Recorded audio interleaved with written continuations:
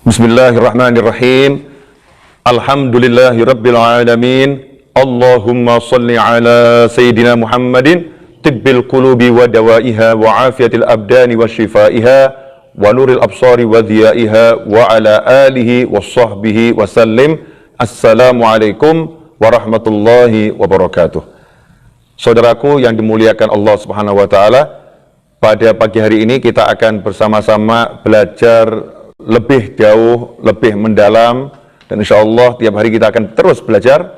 Bahasan kita malam pada pagi hari ini adalah tentang mengenal Allah Subhanahu wa taala, di mana Allah lah yang maha kuasa, Allah yang maha bisa, Allah yang maha kuat, Allah maha menguasai segala sesuatu.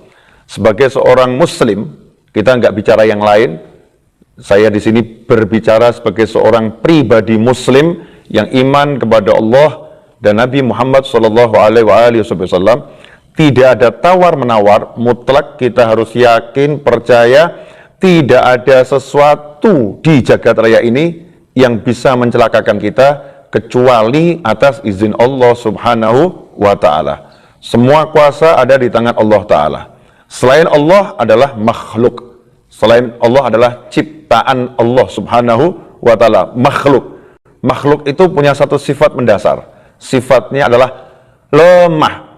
Sifatnya adalah lemah, tidak punya kuasa dan tidak bisa berbuat apa-apa kecuali kalau diizinkan oleh Yang Maha Kuasa. Saat ini kita mengetahui ada makhluk yang lemah, yang kecil, yang tidak tampak oleh mata, diberi nama Corona COVID-19 ya, COVID-19.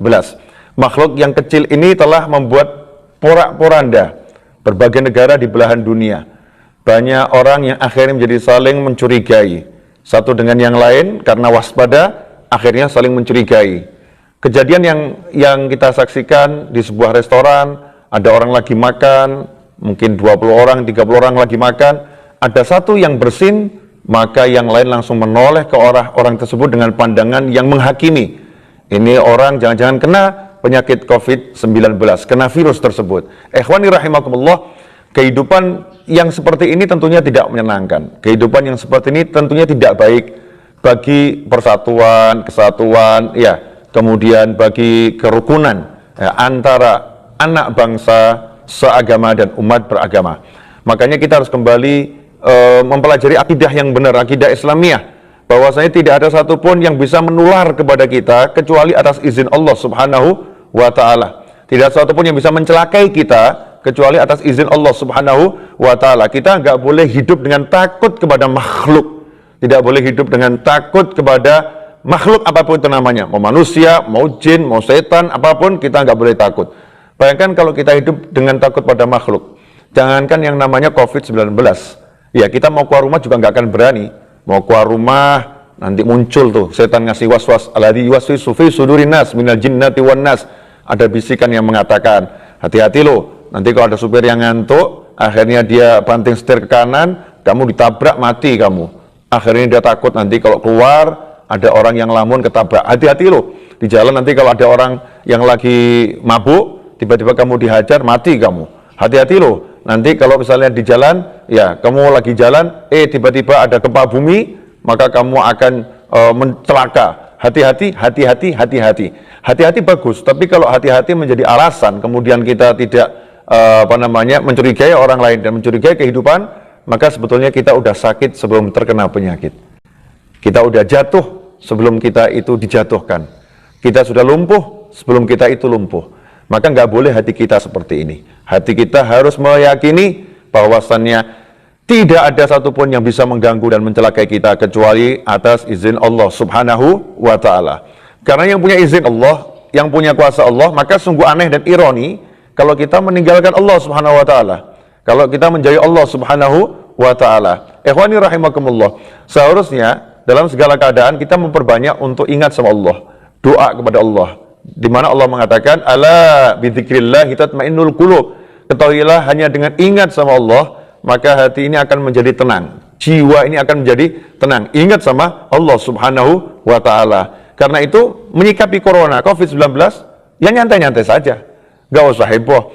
Ya nggak usah heboh, nggak usah khawatir, nggak usah takut. Waspada harus, ya waspada harus. Waspada itu keharusan bagi setiap pribadi, khususnya muslim. Waspada dari segala macam gangguan yang akan menerpa, gangguan yang akan mengganggu itu harus. Tapi jangan sampai karena waspada, kemudian kita meninggalkan kewajiban-kewajiban kita. Jangan karena waspada, kita melakukan maksiat dengan menghakimi orang, prasangka buruk kepada orang, ya kemudian merendahkan orang dan lain sebagainya. Ikhwani rahimakumullah. Karena itu tetaplah tenang bersama Allah. Ya tetaplah ingat sama Allah. Tetaplah percaya pada Allah. Lanjutkan kehidupanmu, lanjutkan aktivitasmu dengan menjaga segala hal yang telah dianjurkan oleh para ulama, yang telah dianjurkan oleh negara, yang telah dianjurkan oleh pemerintah. Tetapi ingat, hatimu harus percaya. Semua yang kamu lakukan tidak bisa menjauhkanmu dari ya apapun, kecuali kalau kamu diberi kekuatan oleh Allah Ta'ala, diberi izin oleh Allah Ta'ala, diberi bantuan oleh Allah Subhanahu wa Ta'ala. Makanya yuk terus berdoa, minta sama Allah Subhanahu wa Ta'ala agar apapun itu tidak sampai mencelakakan kita, keluarga kita, teman-teman ya sebangsa dan setanah air. Minta agar ujian apapun diangkat, balak disingkirkan. Artinya apa? Kembali berdoa. Makanya pendiri negara ini adalah orang-orang yang luar biasa, yang selalu mengingatkan anak bangsa sebetulnya. Sila pertama ini jangan dihilangkan. Sila pertama jangan dihapuskan dari benak kita. Jangan dihapuskan dari hati kita. Sila pertama itu ketuhanan yang Maha Esa. Apapun yang terjadi di negeri ini, yang Maha Esa hanyalah Tuhan. Yang nomor satu hanyalah Tuhan. Artinya kehidupan beragama, kehidupan harus diutamakan. Ingat sama Allah harus menjadi pedoman dalam semua sendi kehidupan. Ikhwani rahimakumullah. Saya ingin berpesan ya untuk menghadapi COVID-19 ini, yang paling penting setelah kita berdoa, setelah kita beribadah, yang paling penting adalah menjaga imunitas tubuh. Imunitas yang ada dalam tubuh kita ini, daya tahan tubuh kita harus kita kuatkan dan kita jaga. Dan kalau kita menyimak ya keterangan dari pasien nomor 1, nomor 2, nomor 3 yang telah melakukan konferensi pers, dikatakan di situ pesan dari pasien nomor 3, saya masih ingat benar, ya teruslah berbahagia, karena berbahagia itu membuat imun tubuh kita kuat. Nah karena itu saya berpesan kepada semuanya, teruslah berbahagia, jadikan hati ini bahagia, jangan sampai takut, jangan sampai larut dalam kesedihan, kebingungan. Bahagiakan dirimu, ceriakan dirimu.